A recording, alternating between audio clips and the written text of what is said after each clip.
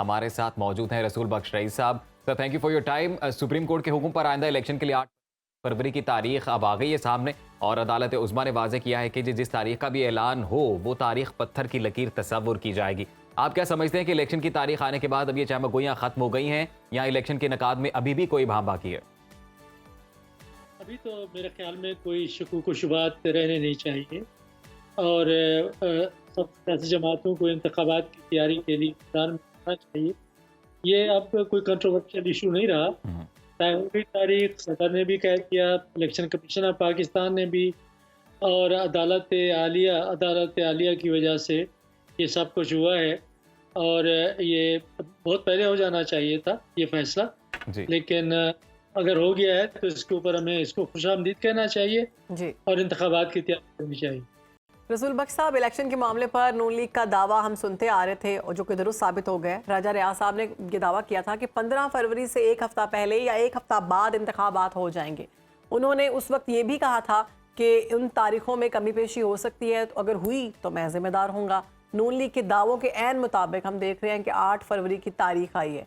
ये आपको उससे इत्तेफाक लग रहा है या कुछ और बात है इसके अंदर? देखें, या तो वो कोई बुजुर्ग और वली लोग हैं जो आइंदा के बारे में कोई पेशीन गोइयाँ कर सकते हैं, या दूसरी बात ये है कि जहाँ फैसले होते हैं वहाँ उनको भी कहीं पे कोई खबर कुर्सी मिल जाती है। लगा के दी जाती है कि तुम आप भी सुन ले, आपसे भी मशावरत हो जाएगी। तो उनमें से दो चीज़ें हो सकती हैं, जिसको आप सही समझें उसको आप समझ लें कि ये कहना कबल अज़ वक़्त के जी ये होगा वो होगा, जब उनके अख्तियारात में भी नहीं है। हम्म। और ये अख्तियार तो इलेक्शन कमीशन ऑफ पाकिस्तान का है, जी। वो जाने। वो तो कह रहे जनवरी के आखिर में होंगे, ये और तारीखें दे रहे, तो ज़ाहिर है कि इन लोगों को कुछ ज़्यादा पता था और उनके बारे में और उनके जो ताल्लुकात हैं जहाँ पे होने चाहिए उनकी उनके मफादात की रूह से, तो ये तो उनके बारे में कोई अच्छी राय वहाँ में नहीं जाएगी कि क्या सिर्फ मैदान उनके लिए हमवार हो रहा है या हम्म। बाकी लोग भी उसमें शामिल होंगे।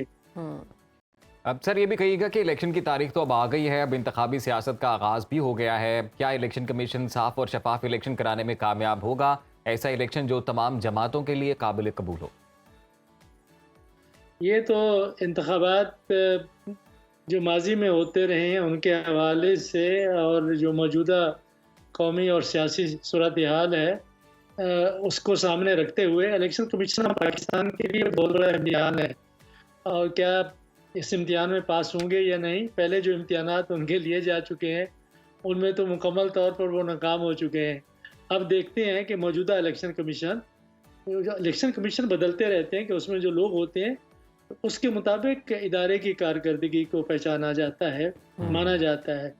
तो अब इनके लिए एक और बहुत बड़ा इम्तिहान है कि कौमी इंतखाबात शफाफ होने चाहिए, तमाम सियासी जमातों को मौका मिलना चाहिए।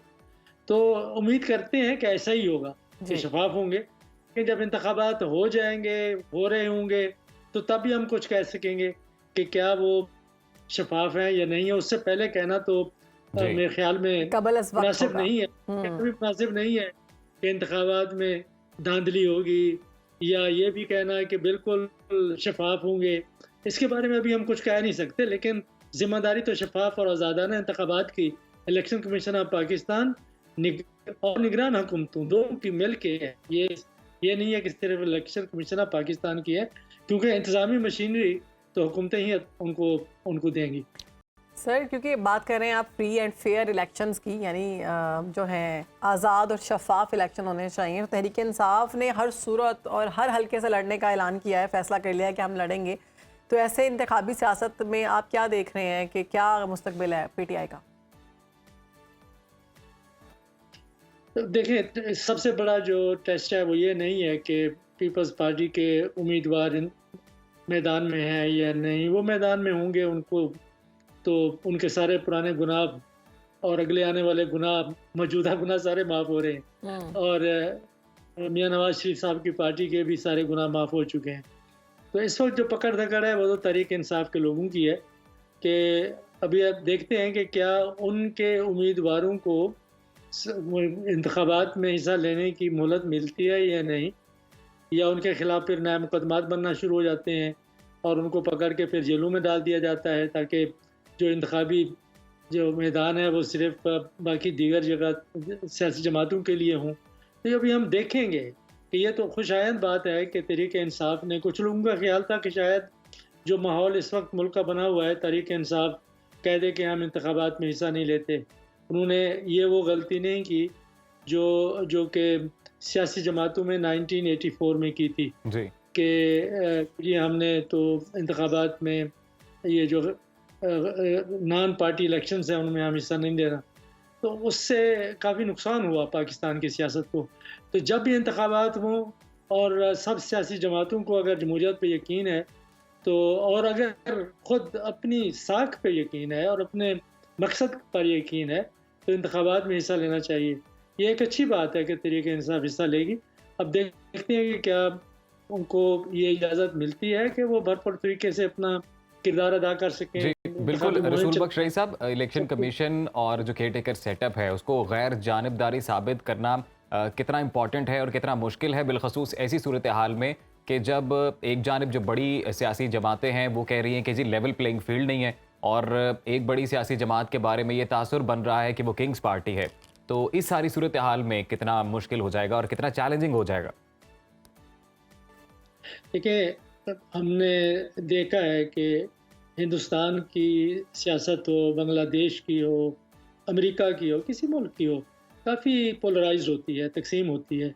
लेकिन वो इदारे जो इंतखाबात कराते हैं वो मुकम्मल तौर पर इस सियासी कशमकश से, सियासी जंग से, तनाव से बिल्कुल आज़ाद महसूस करते हैं, आज़ाद होते हैं, आज़ाद कर दिए जाते हैं, ताकि जिस तरह से अवामी नुमाइंदगी के असूल के मुताबिक कोई नुमाइंदा हुकूमत सामने आए, तो उसके किरदार और उसकी अखलाकी, सियासी और आइनी जायज़ियत के बारे में कोई सवालात ना उठ सकें।